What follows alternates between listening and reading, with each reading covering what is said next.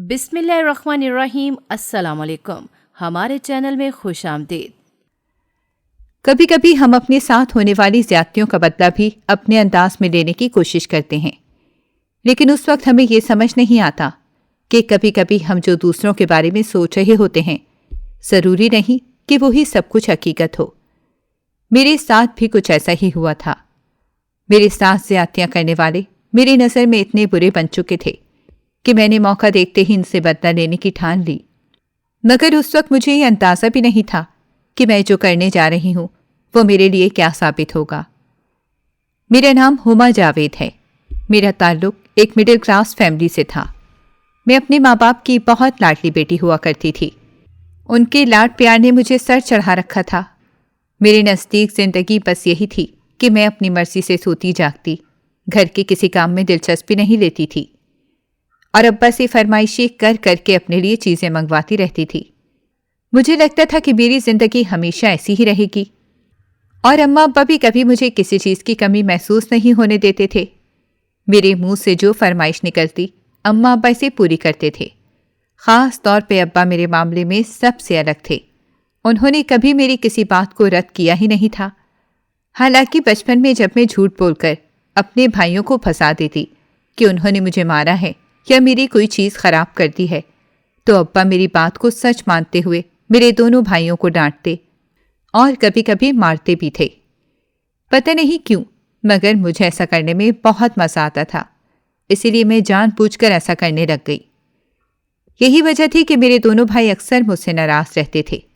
خاص کر چھوٹا بھائی تو مجھ سے بہت چڑھنے لگ گیا تھا، مگر مجھے اس بات کی کوئی پرواہ نہیں تھی، کیونکہ میرے اماں ابا ہی کافی تھے۔ حالانکہ دونوں بھائی مجھ سے بڑے تھے، اس کے باوجود گھر میں زیادہ تر میری مرضی چلتی تھی۔ یہاں تک کہ کھانا بھی میری پسند سے بنتا تھا، کیونکہ کھانے میں مجھے بہت نخرے آتے تھے۔ میں سبزیاں تو پسند ہی نہیں کرتی تھی، اسی لیے ابا نے اماں کو صاف صاف کہہ رکھا تھا کہ جو میری بیٹی چاہے گی گھر میں وہی پکے گا، تاکہ وہ خوش ہو کر پیٹ بھر کے کھانا کھا سکے۔ ابا نے تو یہ سلسلہ اسی لیے شروع کیا تھا تاکہ میں رغبت سے کھانا کھا لیا کروں، مگر اس معاملے میں بھی مجھے مزہ آنے لگا کہ میری ہر بات کو توجہ دی جاتی ہے۔ میں فرمائش کر کے جو دل چاہتا وہ پکوا لیتی تھی، چاہے وہ چیز میرے بھائی شوق سے کھاتے تھے یا نہیں کھاتے تھے، اس بات سے مجھے کوئی لینا دینا نہیں تھا۔ ہمارے گھر میں دنیا سے کچھ الٹا نظام تھا۔ ہم اس معاشرے میں رہتے تھے جہاں بیٹیوں کو زیادہ اہمیت دی جاتی ہے، مگر ہمارے گھر میں دونوں بیٹوں سے زیادہ اہمیت میری تھی۔ اور ایسا کیوں تھا، اس کا اندازہ مجھے بعد میں ہوا تھا۔ دراصل جس وقت اماں اور ابا کی شادی ہوئی اس وقت گھر کے حالات کافی خراب تھے، کیونکہ ساری جمع پونجی میرے چچا کے علاج پر ختم ہو چکی تھی۔ اس وقت دادا دادی بھی زندہ تھے، مگر چچا کو بھری جوانی میں کینسر ہو گیا تھا۔ معلوم نہیں یہ بیماری انہیں کب اور کیسے ہوئی، مگر جب پتہ چلا مرض کافی بڑھ چکا تھا، اور اس وقت علاج بھی اتنا جدید نہیں تھا۔ اسی لیے جیسے جیسے وقت گزرتا جا رہا تھا چچا کی تکلیف بڑھتی جا رہی تھی۔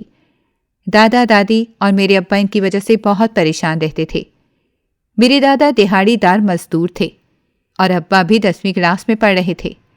جب چھوٹے بھائی کو کینسر ڈائگنوز ہوا تو ابا نے اپنی پڑھائی ادھوری چھوڑ دی اور ایک دکان پر کام کرنا شروع کر دیا۔ گھر دادا کا اپنا تھا اور گاؤں میں زمین کا ایک ٹکڑا بھی ان کے نام پر تھا، جہاں سے تھوڑی بہت آمدنی اور اناج کا آسرا مل جاتا تھا۔ مگر جب چچا بیمار ہوئے اس وقت دادا نے ان کے علاج کے لیے اپنی وہ زمین بھی بیچ دی، اور آہستہ آہستہ وہ جمع پونجی بھی ختم ہوتی گئی جو انہوں نے بڑی مشکلوں سے جمع کی تھی۔ مگر چچا کی تکلیف میں کوئی کمی نہیں آتی تھی اور نہ ہی ان کی طبیعت بہتر ہوتی تھی۔ اس کے باوجود دادا اور میرے ابا نے بہت محنت کی اور دن رات ایک کر دیا کہ کسی طرح چچا کی جان بچ جائے، مگر ایسا ممکن نہیں ہو سکا۔ 6-7 مہینے کے کافی علاج کے بعد چچا دنیا سے چلے گئے، اور ان کے ساتھ ہی دادا اور دادی کی ساری خوشیاں اور دل کا سکون بھی رخصت ہو گیا۔ دادی نے تو اتنا زیادہ صدمہ لیا کہ چچا کے انتقال کے صرف 1 ہفتے بعد ہی دادی کا بھی انتقال ہو گیا۔ حالانکہ وہ ٹھیک ٹھاک تھیں، مگر جوان بیٹے کی موت کا غم انہیں دیمک کی طرح اندر ہی اندر سے ختم کرتا گیا، اور اتنے کم دنوں میں وہ بالکل ایسے ہو گئے جیسے صدیوں سے بیمار ہیں۔ ایک رات سوئیں تو صبح اٹھی ہی نہیں تھیں۔ میرے ابا کے لیے اپنے جوان بھائی کی موت کے بعد ماں کا یوں چلے جانا بھی کسی قیامت سے کم نہیں تھا، اور دادا تو اکیلے رہ گئے تھے۔ انہوں نے ابھی اپنے بچوں کی خوشی بھی نہیں دیکھی تھی اور اپنے ہاتھوں سے جوان بیٹے کو لحد میں اتار دیا، اور پھر دکھ سکھ کی ساتھی بھی چلی گئی تو دادا نے بھی دل چھوڑ دیا۔ مگر ابا کی طرف دیکھ دیکھ کر انہیں جینے کا حوصلہ ملتا تھا۔ ابا نے بھی اپنا سارا وقت اپنے بوڑھے اور بے بس باپ کی خدمت میں گزارنا شروع کر دیا۔ ابا چاہتے تھے کہ دادا محنت مزدوری کا کام چھوڑ دیں اور گھر پر آرام کریں، کیونکہ ان کی صحت بھی دن بدن گرتی جا رہی تھی۔ اس وجہ سے ابا نے دوبارہ نہ تو پڑھائی کا سوچا اور نہ ہی اپنے بوڑھے باپ کو چھوڑ کر کسی بڑے شہر میں جا کر کام کر سکتے تھے۔ وہ پڑھے لکھے تھے، اسی لیے انہیں ایک میڈیکل سٹور میں کام مل گیا، اور پھر وہیں سے وہ ایک ڈاکٹر کے ساتھ ان کے کلینک میں کام کرنے لگے۔ گزرتے وقت نے ابا کی آمدنی کی راہیں تو سنوار دی تھیں، مگر ان کا گھر بالکل ویران پڑا تھا۔ جب شام کو ابا ہمارے گھر لوٹتے تو بوڑھا باپ ان کا منتظر ہوتا تھا۔ ابا خود ہی کھانا بنایا کرتے تھے۔ پھر ایک دن دادا نے میرے ابا سے کہا کہ اگر وہ شادی کے لیے ہاں کر دیں تو دادا ان کی شادی کروا دیں گے۔ اسی طرح گھر میں کوئی عورت بھی آ جائے گی اور بچے بھی ہوں گے تو زندگی میں بھی رونق ہو جائے گی۔ ابا نے اپنے بوڑھے باپ کی اس خواہش پر انکار کرنا مناسب نہیں سمجھا اور شادی کے لیے ہاں کر دی۔ اس کے بعد دادا نے اپنی دور پرے کی ایک بھتیجی سے ابا کی شادی کر دی۔ جب ابا اس گھر میں بیاہ کر آئیں، اس وقت نہ تو گھر کی حالت اتنی اچھی تھی اور نہ ہی حالات سازگار تھے۔ اماں نے نہ صرف گھر کو سنبھالنا تھا بلکہ اپنے ان گھر والوں کا بھی سہارا بننا تھا جنہیں زندگی نے بڑے بڑے زخم دے رکھے تھے۔ اماں نے اپنے سلیقے اور کفایت شعاری سے اس ٹوٹے بکھرے گھر کو سمیٹنا شروع کر دیا۔ تنکا جوڑ کر وہ آشیانہ بنایا اور پھر اس کو سنوارنا شروع کر دیا۔ اماں کے گھر میں آ جانے کے بعد ابا کا بھی دل لگ گیا تھا اور دادا کو بھی ایک بیٹی مل گئی جس نے دادا کی دن رات خدمت کی۔ میری اماں جب بھی دادا کو اداس بیٹھے دیکھتی تو ان سے باتیں کرنے لگ جاتی تھیں، جس کی وجہ سے دادا کا دھیان بھی بڑھ جاتا اور دل بھی بہل جاتا تھا۔ پھر اس کے بعد جب اماں ابا کے ہاں میرے بڑے بھائی نے جنم لیا تو دادا کو جیسے عمر کے آخری حصے میں ایک من چاہا کھلونا مل گیا تھا۔ دادا ہر وقت اپنے پوتے کے ساتھ ہنستے کھیلتے رہتے۔ بچے کی کلکاریاں پورے گھر میں گونجتی تھیں تو در و دیوار سے اداسی بھی مٹنے لگی اور حالات میں بھی بہتری آتی جا رہی تھی۔ ابا جس ڈاکٹر کے پاس ڈسپینسری کا کام کرتے تھے وہ ڈاکٹر بیرون ملک شفٹ ہو رہا تھا۔ اس نے بیرون ملک جانے سے پہلے اپنے ایک سینئر ڈاکٹر کے پاس ابا کو کام دلوا دیا، اور باہر جانے کے بعد بھی وہ کبھی کبھی ابا سے حال احوال کر لیا کرتے تھے، کیونکہ انہیں ابا کا اچھا اخلاق اور ایمانداری بہت پسند تھی۔ نئی جگہ پر کام کرنے کے بعد ابا کی تنخواہ میں بھی اضافہ ہوا، اور گھر میں اگر کوئی بیمار ہوتا تو اس کی دوا دارو بھی فری میں مل جایا کرتی تھی۔ کہتے ہیں کہ وقت ایک سا نہیں رہتا، بلکہ ایسے ہی میرے ابا کے ساتھ ہوا تھا۔ بھائی اور اماں کی ناگہانی موت نے جہاں ابا کو بالکل اکیلا کر کے رکھ دیا تھا، وہیں پر بوڑھے باپ کی ذمہ داری نے انہیں کھڑا رہنے پر مجبور کیا، اور پھر اماں کے آنے کے بعد ایک نئی سرے سے زندگی کی شروعات کی، اور اس شروعات میں میرے بھائی نے بہت اہم کردار ادا کیا تھا۔ ابا کو اب اپنی زندگی بے مقصد نہیں لگتی تھی۔ بھائی جب سال بھر کا ہوا تو دادا کا انتقال ہو گیا، مگر ابا کے پاس اب جینے کا مقصد بیوی بچے ہی تھے۔ اور پھر جب 6 مہینے بعد میرے دوسرے بھائی نے اماں ابا کی زندگی میں رونق کی تو گزرے ہوئے وقت کے سائے اپنے آپ دھندانے لگے۔ اماں اور ابا اپنے دونوں بچوں کی تربیت اور پرورش میں پوری طرح مصروف ہو گئے۔ ابا جو بھی کماتے تھے وہ لے جا کر اماں کے ہاتھ میں رکھ دیتے، اور اماں اپنے حساب کتاب سے گھر کا خرچہ چلاتی تھیں۔ ابا جی ڈاکٹر کے پاس کام کرتے تھے۔ وہ صبح اور شام 2 ٹائم کلینک پر بیٹھتا تھا، اسی لیے ابا کو دونوں ٹائم کلینک پر جا کر ڈیوٹی کرنی پڑتی تھی۔ اگر کلینک کسی ایک ٹائم کا ہوتا تو ابا کا پورا ارادہ تھا کہ وہ کوئی پارٹ ٹائم جاب بھی شروع کر دیں گے، مگر انہیں ڈسپینسری کی جاب سے ہی فرصت نہیں ملتی تھی۔ وہ اسی میں راضی خوشی وقت کاٹ رہے تھے، مگر 2 بچوں کے باوجود انہیں اپنی زندگی میں جیسے کوئی کمی محسوس ہوتی تھی۔ انہیں شروع سے ہی بیٹیاں بڑی پسند تھیں۔ اب 2 بیٹے تو ان کی زندگی میں آ چکے تھے، اسی لیے ان کے دل میں خواہش تھی کہ ایک پیاری سی بیٹی بھی گھر میں آ جائے تو زندگی مکمل ہو جائے گی۔ مگر چھوٹے بھائی کی پیدائش کے 2 سال بھی دوبارہ اماں کے ہاں خوشخبری نہیں آئی تو ابا کی بے چینی اور انتظار بڑھتا گیا۔ ابا کی خواہش جیسے جیسے زور پکڑتی جا رہی تھی، ابا نے منت مرادیں ماننا شروع کر دیں۔ جو کوئی کسی پیر فقیر کا بتاتا تو میرے ابا اماں کے ساتھ وہاں پہنچ جاتے تھے اور ممکن صدقہ خیرات بھی کرتے اور منت کے دھاگے بھی باندھتے تھے۔ ایسے ہی وہ اپنے شہر کے ساتھ ہی لگنے والے گاؤں میں کسی پیر بابا کے پاس گئے۔ وہ وہاں پر بڑی دور سے کچھ دن کے لیے ٹھہرنے آئے ہوئے تھے۔ لوگ کہتے تھے کہ وہ بہت پہنچے ہوئے بزرگ ہیں اور ان کی دعا کبھی رد نہیں ہوتی، یہاں تک کہ وہ جو پیشن گوئی کر دیتے ہیں وہ بھی پوری ہو جاتی ہے۔ یہ سن کر ابا نے اماں کو ساتھ جانے کے لیے تیار ہونے کو کہا اور اپنے دونوں بیٹوں کو پڑوس والی خالہ کے پاس یہ کہہ کر چھوڑا کہ وہ کسی حکیم کے پاس دوا لینے جا رہے ہیں اور وہ بچوں کو لانے سے منع کرتا ہے۔ پڑوسن ویسے بھی میری اماں کی بڑی اچھی سہیلی تھی۔ پہلے بھی جب کبھی اماں ابا درگاہ وغیرہ پر جاتے تھے تو میرے دونوں بھائیوں کو ان کے پاس چھوڑ دیتے تھے۔ اس نے میرے دونوں بھائیوں کو اس دن بھی رکھ لیا تو اماں اور ابا گاؤں کے لیے نکل گئے۔ وہاں پہنچ کر جب ان کی ملاقات پیر بابا سے ہوئی تو اماں اور ابا کو بڑی امید ہو گئی کہ اس بار ان کی مراد ضرور پوری ہوگی۔ پیر بابا نے انہیں ایسا ویسا کچھ بھی کرنے کو نہیں کہا، بلکہ بیٹی کے لیے دعا کی اور یہ ضرور کہا کہ جیسے ہی آپ کی بیٹی اس دنیا میں آئے گی تو آپ کے حالات بدلتے جائیں گے، کیونکہ وہ بچی اپنے نصیب کے ساتھ ساتھ آپ لوگوں کی خوش نصیبی بھی لے کر آئے گی۔ پیر بابا کی یہ بات سننے کے بعد تو ابا نے دل ہی دل میں پکا ارادہ کر لیا کہ اب جب بھی ان کے ہاں بیٹی ہوگی تو وہ اسے شہزادیوں کی طرح رکھیں گے۔ اور اس بات کی چند مہینے بعد ہی اماں ابا کو خوشخبری ملی کہ اماں چھوٹے بھائی کی پیدائش کے پورے 3 سال بعد امید سے ہوئی تھیں۔ تب ساتھ ہی ابا کی امیدوں کے چراغ بھی جل گئے اور اس بار یقیناً بیٹی کے باپ بنیں گے، اور خدا کی طرف سے ایسا ہو بھی گیا۔ اماں نے ایک بیٹی کو جنم دیا تو ابا کو پیر بابا کی دعا اور اس بات پر یقین ہو گیا کہ وہ بیٹی ان کے لیے خوشبختی کا باعث بنے گی۔ یہی وجہ تھی کہ ابا اور اماں مجھے ہتھیلی کا چھالا بنا کر رکھتے تھے۔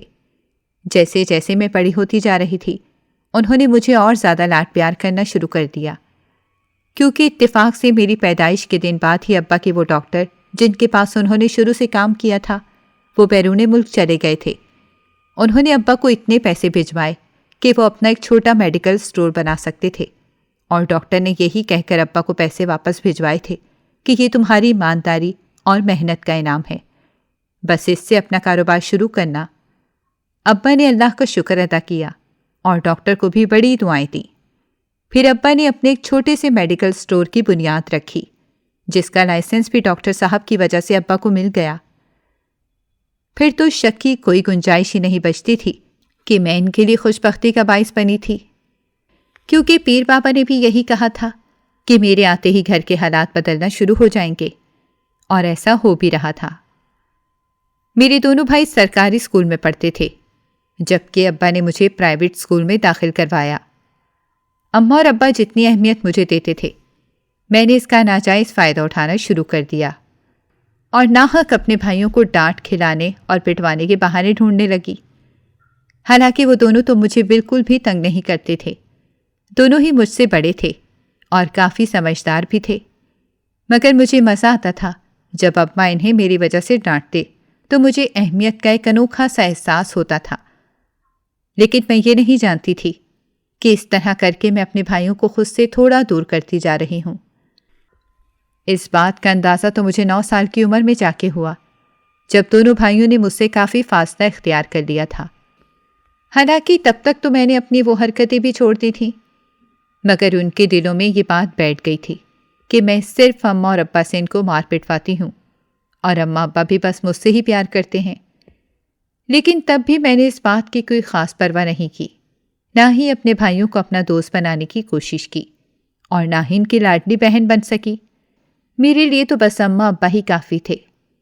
لیکن میں یہ نہیں جانتی تھی کہ آگے چل کر میری زندگی میں کچھ ایسا ہونے والا ہے جو میری ہستی اور اہمیت کو ہی بدل کے رکھ دے گا۔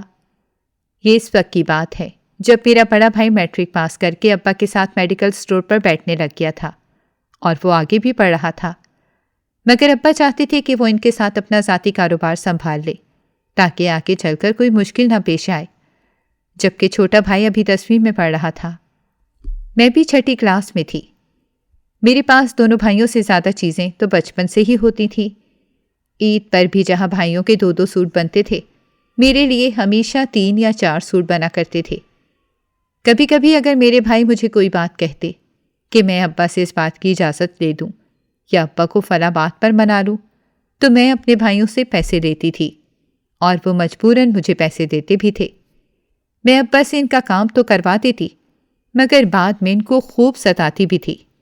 جیسے جیسے میں بڑی ہو رہی تھی، مجھے احساس ہونے لگا کہ مجھ جیسی اکلوتی بہن تو بھائیوں کی بڑی لاڈلی ہوتی ہیں۔ پھر میں نے کیوں اپنے بھائیوں کو ایسے خود سے دور ہونے کا موقع دیا ہوا تھا؟ تب میں کوشش کرتی تو اس کے باوجود ہم تینوں بہن بھائیوں میں تو دوستی نہیں ہو سکی، بس بہن بھائیوں کا ایک عام سا رشتہ تھا۔ لیکن جب میں 8ویں کلاس میں پہنچی تب اماں کا اچانک انتقال ہو گیا۔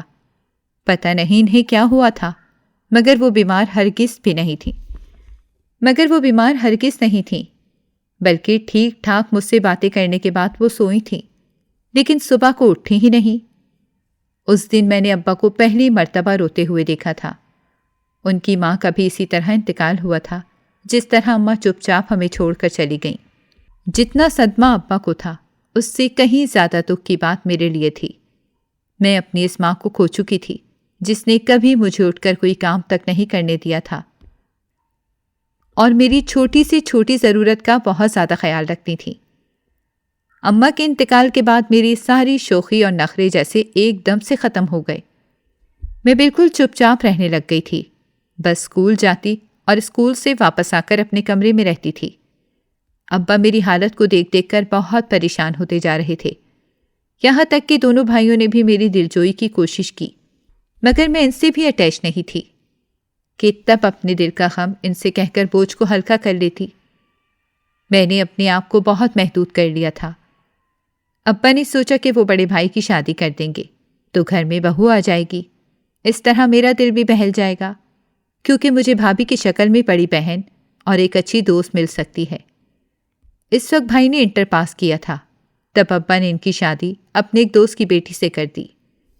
بھابھی میٹرک پاس تھی اور میٹرک پاس کرنے کے بعد ان کی شادی میرے بھائی سے ہوئی تھی۔ اسی طرح ہماری عمروں میں تو کچھ زیادہ فرق نہیں تھا، مگر میں کچھ الگ ہی مزاج کی تھی۔ اماں کے جانے کے بعد جس طرح میں نے اپنے آپ کو ایک خول میں بند کر لیا، اس خول سے مجھے باہر کوئی بھی نہیں نکال سکا۔ بھابھی نے آتے ہی گھر سنبھال لیا اور اماں کی ساری ذمہ داریاں اپنے کندھوں پہ لے لی تھیں۔ حالانکہ وہ عمر میں مجھ سے چند سال ہی بڑی تھی، مگر اسے گھر کے سارے کام کاج کرنے آتے تھے، جبکہ میں نے اپنے لیے کبھی آملیٹ تک نہیں بنایا تھا۔ اماں تو مجھے برتن بھی نہیں دھونے دیتی تھیں کہ میرے خوبصورت ہاتھ خراب ہو جائیں گے۔ اور تب میری ماں سے زیادہ تو ابا اس بات کے خلاف تھے کہ میں چھوٹی سی عمر میں گھر کے کام کر کے خود کو نہال کر لوں، کیونکہ ابا کہتے تھے کہ بیٹیوں نے ساری زندگی کام ہی کرنے ہوتے ہیں، بس باپ کے گھر 4 دن ہی ملتے ہیں، تو میں اپنی بیٹی کو کیوں ابھی سے چولہے چوکے میں جھونک دوں۔ لیکن بھابھی کے آ جانے کے بعد میرے بھائیوں کو احساس ہوا کہ جب بھابھی اس عمر میں سارا گھر سنبھال سکتی ہے تو مجھے بھی ان کا تھوڑا بہت ہاتھ بٹانا چاہیے۔ لیکن ابا کے ڈر کی وجہ سے نہ وہ لوگ مجھے کچھ کہتے تھے اور نہ ہی بھابھی نے کبھی کسی کام کے لیے کہا تھا، بلکہ میں صبح جب اسکول جانے کے لیے تیار ہوتی تو مجھے ناشتہ بھی تیار ملتا تھا، اور جب واپس آ کر یونیفارم چینج کر کے اپنے کمرے میں جاتی تو بھابھی میرا کھانا لے کر کمرے میں ہی مجھے دے جاتی تھی۔ یہ سب شاید ابا کے حکم پر ہی ہو رہا تھا۔ ویسے بھی جب سے چھوٹے بھائی نے اسٹور سنبھالنا شروع کیا تھا، تب سے ابا بہت کم کام پر جاتے تھے، کیونکہ اب دونوں بھائی مل کر کام دیکھ رہے تھے، تو ابا نے زیادہ تر وقت گھر پہ گزارنا شروع کر دیا۔ تب میں بھی اپنے اسکول اور اسکول کے کام سے فارغ ہو کر ابا کے پاس ہی ان کے کمرے میں بیٹھی رہتی تھی۔ ابا نے مجھے کمپیوٹر لے کر دیا ہوا تھا، میں فارغ وقت میں اس پر بیٹھی گیمیں کھیلتی رہتی، یا پھر میرا دوسرا کام صرف آرام کرنا ہوتا تھا۔ اسی طرح وقت گزرا اور کب 2 سال پورے ہو گئے پتہ ہی نہیں چلا۔ ان 2 سالوں میں بھائی کے ہاں ایک بیٹا پیدا ہوا تھا اور میرے ابا دادا بن کر بہت خوش تھے، مگر دادا کی خوشی کے یہ دن بہت کم تھے۔ پوتے کی پیدائش کے فقط 7 مہینے بعد میرے ابا کا انتقال ہو گیا۔ میں نے تو کبھی سوچا بھی نہیں تھا کہ میں اماں کے بعد اتنی جلدی ابا سے بھی جدا ہو جاؤں گی۔ اگرچہ ابا کو ہارٹ اٹیک آیا تھا جس سے ان کی جان بچ ہی نہ سکی، اور وہ مجھے دنیا کے رحم و کرم پر چھوڑ کر ہمیشہ کے لیے چلے گئے۔ میں اس وقت انٹر میں پڑھ رہی تھی اور چھوٹے بھائی کی منگنی بھی بھابھی کی بہن سے طے ہو چکی تھی۔ ابا تو بھائی کی شادی کی تاریخ بھی پکی کر چکے تھے۔ پتہ نہیں انہیں کہ اس بات کی اتنی جلدی تھی، لیکن جب ان کا انتقال ہوا تو میں نے اس بات پر گھر میں ہنگامہ کھڑا کر دیا کہ ابھی چھوٹے بھائی کے سر پہ صحرا نہیں سجے گا، لیکن بڑے بھائی اور بھابھی نے میری ایک نہیں چلنے دی۔ ان کا کہنا تھا کہ اگر ابا زندہ نہیں رہے تو اس میں خدا کی مرضی ہے اور کوئی بھی انسان اس کی مرضی کے خلاف نہیں جا سکتا، اسی لیے سادگی کے ساتھ چھوٹے بھائی کا نکاح بھی ہوگا اور بھابھی بھی گھر آ جائے گی۔ جب مجھے اس بات کی سمجھ آ گئی کہ اب میری ایک بھی نہیں چلے گی تو میں نے بھی خاموشی اختیار کر لی، لیکن بھائی کی کسی خوشی میں شریک نہیں ہوئی، صرف بارات کے ساتھ گئی تھی۔ تب بھی لوگ مجھے دیکھ کر کہہ سکتے تھے کہ میں اس شادی پر بالکل بھی خوش نہیں ہوں، اور میں خوش ہو بھی کیسے سکتی تھی؟ میرے ابا کے انتقال کو صرف 1 مہینہ تو گزرا تھا جب بھائی کے سر پر صحرا سجا دیا گیا تھا۔ حالانکہ سب کچھ سادگی سے ہوا تھا، مگر مجھے ایسے لگ رہا تھا جیسے میرے بھائیوں کو ابا کے مرنے کا کوئی دکھ ہی نہیں ہے۔ بس یہی وجہ تھی کہ میں نے بھائیوں اور بھابھیوں کو اپنا دشمن سمجھنا شروع کر دیا اور اپنی عادت کے مطابق خود کو کمرے تک محدود رکھا۔ مگر ایسا کب تک چل سکتا تھا؟ اب نہ تو میری وہ ماں زندہ تھی جس نے مجھے شہزادی بنا کے رکھا ہوا تھا، اور نہ ہی وہ باپ رہا تھا جو مجھے خوش بختی کی علامت سمجھتا تھا۔ تو پھر میرا وجود اپنے ہی گھر میں ایسے بے مول ہو گیا تھا جیسے میرا کوئی مقام ہی نہیں۔ دونوں بھائی کاروبار میں بزی تھے جبکہ بھابیاں گھر سنبھال رہی تھیں۔ وہ دونوں بہنیں تھیں، اسی لیے ان دونوں میں بہت بنتی بھی تھی۔ گھر کی کام کرتے کرتے وہ باتیں کرتی رہتی اور ہنستی بولتی رہتی تھیں، اور ان کی ہنسی کی آواز مجھے بہت بری لگتی تھی۔ مجھے ایسے لگتا تھا جیسے وہ میری بے بسی پر ہنس رہی ہیں۔ کئی مرتبہ انہوں نے مجھے بھی اپنے ساتھ کام کرنے اور بیٹھنے کا کہا، مگر میں کسی کی کوئی بات نہیں مانتی تھی۔ جب میرا انٹر مکمل ہو گیا تو بھائیوں نے مجھے گھر بیٹھنے کا کہہ دیا، حالانکہ میں آگے پڑھنا چاہتی تھی۔ مگر میری دونوں بھابھیوں کا خیال تھا کہ اب مجھے گھرداری پر بھی توجہ دینی چاہیے، کیونکہ میرے بھائی جلد ہی میری شادی کرنا چاہتے تھے۔ حالانکہ میرا بھی شادی کا کوئی ارادہ نہیں تھا اور میں گھر کے کام کرنے پر بھی راضی نہیں تھی، مگر بھابھیوں کے کہنے کی وجہ سے ہی میرے بڑے بھائی نے ایک دن مجھے اپنے پاس بٹھا کر بہت سمجھایا اور کہا، ہم تمہارے دشمن نہیں ہیں، خدا کے لیے ہمیں اپنا سمجھنا شروع کر دو، ہم تمہاری بھلائی چاہتے ہیں۔ کوئی بھی لڑکی چاہے وہ جتنا مرضی پڑھ لکھ جائے یا ماں باپ کی کتنی ہی لاڈلی کیوں نہ ہو، مگر ایک نہ ایک دن اسے اپنے ماں باپ کا گھر چھوڑ کر سسرال جانا ہی پڑتا ہے، اور وہاں پر کوئی لاڈ پیار نہیں دیکھے جاتے، نہ ہی ڈگریاں کام آتی ہیں، بلکہ یہی سلیقہ اور گھر کے کام کاج آگے چل کر تمہاری زندگی کو سنوار دیں گے۔ بھائی نے اس دن مجھے بڑے پیار سے سمجھایا تھا۔ میں نے تب تو بھائی کی بات خاموشی سے سن لی اور دوسرے دن سے گھر کا کام کرنا بھی شروع کر دیا، مگر میرے دل میں ان دونوں بھائیوں کے لیے نفرت پیدا ہوتی جا رہی تھی۔ وہ میری بھلائی کی بھی کوئی بات کرتے تو مجھے غصہ آتا تھا، یہاں تک کہ میں نے کبھی اپنے بھتیجے کو گود میں اٹھا کے پیار بھی نہیں کیا تھا۔ اور پھر جب چھوٹی بھابھی کے ہاں بیٹی پیدا ہوئی تب میں دل میں سوچتی تھی کہ جتنا ظلم یہ دونوں مجھ پر کرتی ہیں تو اللہ کرے ان کی بیٹیوں کے ساتھ بھی ایسا ہی ہو۔ مگر میں کتنی بے وقوف تھی جو اپنی ہی نسل کو بد دعائیں دیتی تھی۔ جب چھوٹی بھابھی کے ہاں بیٹی پیدا ہوئی تو بھابھی کے میکے والے تحفے تحائف لے کر آئے تھے۔ تب ان کا چھوٹا بھائی بھی ساتھ آیا تھا جو میرا ہم عمر ہی تھا۔ اس نے مجھ سے بات کرنے کی کوشش کی تو مجھے بہت برا لگا۔ میں اسے اچھا لڑکا نہیں سمجھتی تھی، کیونکہ وہ نہ تو پڑھائی میں سنجیدہ تھا اور نہ ہی اپنے بڑے بھائی کی طرح سلجھا ہوا تھا، بلکہ ہر وقت آوارہ گردی اور دوستوں میں پھرتے رہنا اس کا پسندیدہ مشغلہ تھا۔ یہ سب کچھ مجھے اپنی بھابھیوں کی باتیں سن کر ہی پتہ چلتا تھا۔ کام کے دوران اکثر وہ دونوں اپنے چھوٹے بھائی کے بارے میں بات کرتی رہتی تھیں، کیونکہ وہ اس کے لیے کافی فکر مند رہتی تھیں، جبکہ بڑا بھائی تو اپنی ذاتی دکانیں سنبھال رہا تھا، اور میری بھابھیوں کے ابا اور بڑے بھائی یہی چاہتے تھے کہ چھوٹا بھی ان کے ساتھ کاروبار کو سنبھالنے لگ جائے، مگر وہ کسی کی سنتا ہی نہیں تھا۔ یہ سب کچھ سن کر مجھے پورا یقین ہو گیا تھا کہ بھابھی کا بھائی عمیر بالکل ہی آوارہ ہے، اسی لیے میں اسے بالکل پسند نہیں کرتی تھی۔ اب تو وہ کبھی کبھی ہمارے گھر بھی آ جاتا تھا، کبھی بھابھیوں کو کوئی چیز دینے آتا تو کبھی ویسے ہی اپنے بھانجے اور بھانجی سے ملنے آ جاتا تھا۔ جب وہ ہمارے گھر آتا تو میں اپنے کمرے میں بند ہو جاتی تھی، لیکن وہ کھانا کھائے بغیر واپس جانے کا نام ہی نہیں لیتا تھا، اسی لیے مجبوراً مجھے بھی کمرے سے نکلنا پڑتا، اور وہ ہمیشہ مجھ سے بات کرنے کی کوشش ضرور کرتا تھا۔ لیکن جب بھابھیاں ہی مجھے پسند نہیں تھیں تو ان کے گھر والے کیسے پسند ہو سکتے تھے؟ ایک دن رات کے کھانے کے بعد حسب معمول میں سب کے لیے چائے بنا رہی تھی اور دونوں بھائی بھابھیوں سمیت بیٹھے لاؤنج میں باتیں کر رہے تھے، تو بڑے بھائی کی آواز میرے کانوں میں پڑی۔ وہ میری شادی کی بات کر رہے تھے، بلکہ وہ تو یہ بھی کہہ رہے تھے کہ مجھے تو یہ رشتہ بڑا پسند ہے اور میں بہت خوش ہوں، میری طرف سے تو ہاں ہے۔ بس میں کچھ دن تک ہما سے بات کرتا ہوں، اس کے بعد ہم اس کی منگنی کر دیں گے۔ یہ سن کر تو میرے تن بدن میں آگ لگ گئی کہ بھلا میری مرضی کے بغیر اور مجھ سے پوچھے بغیر بھائی اتنا کیسے سوچ سکتے تھے؟ پتہ نہیں کس سے وہ میری شادی کرنا چاہتے تھے، اور مجھے پتہ بھی نہیں تھا۔ لیکن میں نے کسی سے کوئی بات نہیں کی اور چپ چاپ اپنا کام کر کے اپنے کمرے میں چلی گئی۔ اس کے 4-5 دن بعد ہی ایک دن جب میں اپنے کمرے میں تھی، جبکہ میری بڑی بھابھی پڑوسن کے ساتھ بازار گئی ہوئی تھی اور چھوٹی بھابھی کے پاس دونوں بچے تھے، وہ بھی اپنے کمرے میں تھی، تب اچانک بھابھی کا بھائی گھر میں آ گیا تو میں کمرے میں تھی، لیکن مجھے اس کی آواز سنائی دی۔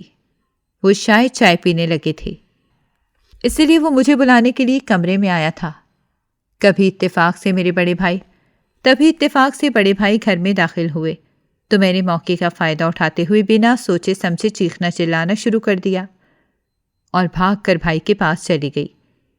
بھائی بڑی پریشان ہو گئے، مجھ سے پوچھا کہ کیا ہوا؟ میں نے کہا کہ عمیر نے میرے ساتھ بدتمیزی کرنے کی کوشش کی ہے۔ وہ تو شکر ہے کہ آپ آ گئے، ورنہ پتہ نہیں میرا کیا بنتا۔ یہ سنتے ہی بھائی کا منہ حیرانی سے کھلا کا کھلا رہ گیا۔ تبھی کمرے سے چھوٹی بھابھی بھی نکل آئی اور میں سمجھ رہی تھی کہ دونوں بھابھیاں بازار گئی ہیں۔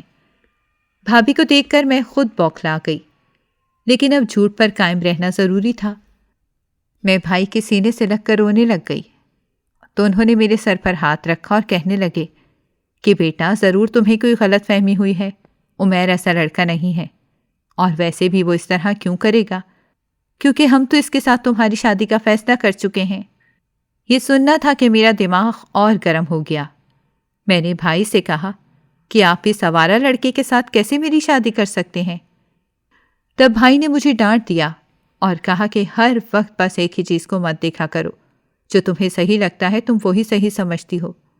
ہم دونوں بھائیوں نے ہی بہت سوچ سمجھ کر تمہارے لیے فیصلہ کیا ہے، اور ہم عمیر کے گھر والوں کو زبان دے چکے ہیں، اسی لیے چپ چاپ اپنے کمرے میں چلی جاؤ۔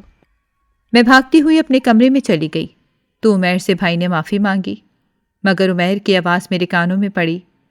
وہ کہہ رہا تھا کہ کوئی بات نہیں، میں سمجھ سکتا ہوں کہ ایسی غلط فہمی کیوں پیدا ہوئی، اور پھر اس کے بعد میں نے اسے ہمارے گھر میں آتے ہوئے نہیں دیکھا۔ لیکن میرے دونوں بھائیوں نے جو فیصلہ کیا تھا وہ اس پر پوری طرح قائم تھے۔ نہ چاہتے ہوئے بھی مجھے اپنے دونوں بھائیوں کی بات ماننی پڑی۔ میری بھابھیاں شادی کی ایسے تیاری کر رہی تھیں جیسے میں ان کی بہت چہیتی نند ہوں، جبکہ میں اچھی طرح جانتی تھی کہ ان کے دل میں میرے لیے کیا خناس بھرا ہوا ہے۔ میں نے نہ تو دل سے کوئی شادی کی تیاری کی اور نہ ہی کسی چیز میں دلچسپی لیتی تھی۔ میں نے سوچ لیا تھا کہ ٹھیک ہے، جیسے یہ لوگ کہتے ہیں میں ویسے کر لوں گی۔ کل کو قیامت کے دن خود ہی بھائیوں کو جب اماں ابا کے سامنے جواب دینا پڑے گا تب انہیں پتہ چلے گا کہ بہن پر ظلم کرنے کا انجام کیا ہوتا ہے۔ اپنے آپ کو مظلوم اور بھائیوں کو ظالم سمجھتے ہوئے دن گزرتے گئے، اور وہ وقت آ گیا جب میں دلہن بن کر عمیر کے گھر چلی گئی۔ سبھی لوگ بہت خوش تھے۔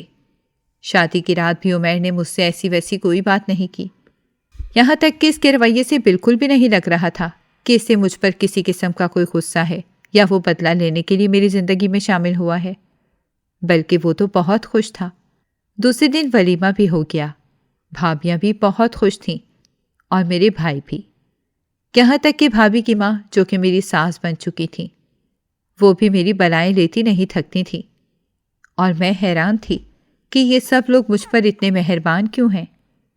مجھے لگا کہ وقت کے ساتھ ساتھ ان سب کے ڈرامے بھی ختم ہو جائیں گے اور پھر حقیقت سامنے آ ہی جائے گی۔